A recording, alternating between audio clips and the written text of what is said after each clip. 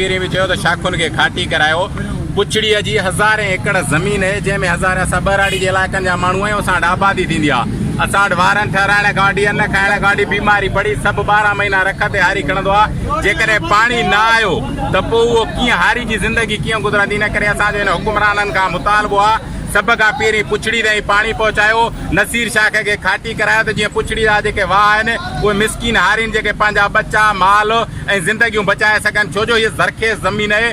पंजाब जूं सारियूं हींअर निसरियूं बीठियूं आहिनि। असीं दरिया जा मालिक सिंधू जा माण्हू आहियूं। असांजे ज़मीनुनि में पाणी कोन्हे।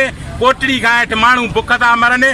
पंजाब जे नाले ते उते डेम 1000 केनाल ऐं वाट ठहिया पिया आहिनि। पर हारी जेके असां पाण आवादनि ते पंहिंजे वाईअ ते विढ़ंदा आहियूं जेके डेम था ठाहिनि जन दरिया खे दराया आहिनि उन्हनि ख़िलाफ़ न ॻाल्हाईंदा आहियूं न मुतहद आहियूं। इन करे इहा हारिन जी दाह आहे जेका इन ऐवाननि ताईं पहुचाइण जी ज़रूरत आहे त हारी मुओ त सिंध मरी वेंदी। सिंध जी ज़राअत मुई त सिंध तबाह थींदी।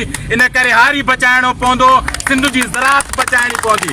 नसीर शाख जी पुछड़ी खां वठी खाटी कराइण जी ज़रूरत आहे। हुकुमराननि खे अपील था करियूं त सभ खां पहिरीं नसीर शाख खे खाटी करायो। वारा करे माण्हुनि जे ॿिचनि ताईं पाणी पहुचायो। 10 ॾींहंनि ताईं जेकॾहिं सारियुनि जो पाणी न आयो त सारी खस थींदी। इलाइक़ो तबाह कंदो। जेकॾहिं असांजे MP MNA नवाब साहिबनि खे बि गुज़ारिश आहे त पंहिंजे तक जे माण्हुनि वटि इलेक्शन में त ईंदा आहियो पर जॾहिं माण्हू मरनि था तॾहिं नथा अचो। तव्हां माण्हुनि जा सॼण आहियो या दुश्मन आहियो। माण्हुनि जे बदिरां माण्हुनि जी दाह आहे। अचो त गॾु थियूं। हारी बचो सिंध बचंदी। हारी न बचो सिंध न बचंदी। लालूराय समेत खोड़ सादरा सिंध जा शहरनि जिन में पाणी कोन्हे को। साइंस जी रिपोर्ट है त माण्हू जे जिस्म में 75% पाणी आहे। अख में 95% पाणी आहे। असांजे जिस्म में जॾहिं 75% पाणी आहे पाणी न आयो त जिस्म वजूद न हूंदा। हीअ पाणी जी खोट माण्हुनि जे वजूद जो ख़तरो आहे। सिंध जी ज़राअत जो ख़तरो आहे। सिंध जे हारनि खे ख़तरो आहे। असांजो मुतालबो आहे बात सिंधु दरिया जॾहिं असांजो आहे त सिंध ते डेम दरिया ते छाजे लाइ आहिनि।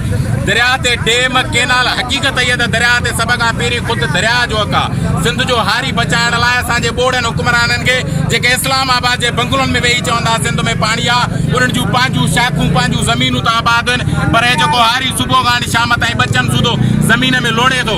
जेको 12 महीना भाण बिचो हरो इहो सभु व्याज ते खणी पंहिंजा बच्चा पाले ईद करे थो त इहो फसल खणी उनजो कर्ज़ लाहींदो। जेकॾहिं पाणी न आयो उनजी ज़मीन आबाद न थी ॿार न ठही त उनजी ज़िंदगी तबाह थींदी। हारी बचाइणा आहिनि त सिंध जे हिसे खे सिंध जो पाणी ॾियणो पवंदो। हारी बचाइणा आहिनि सिंध बचाइणी आहे। ज़राअत बचाइणी आहे। मुल्क बचाइणो आहे त सिंध जो हारी बचाइणो पवंदो। 12 खां वठी हे जेको नसीर शाख आहे इन खे खाटी कराइण जी ज़रूरत आहे तॾहिं पुछड़ी जे पाणी हिनखे टाइम ते मिलंदो। पाणी टाइम ते न मिलियो पोइ कम जो कोन्हे को। खस थींदियूं सारियूं। इन करे हारी बचाइण लाइ पाणी टाइम ते ॾियण जी ज़रूरत आहे ऐं नसीर शाख खे खाटी कराइण जी ज़रूरत आहे।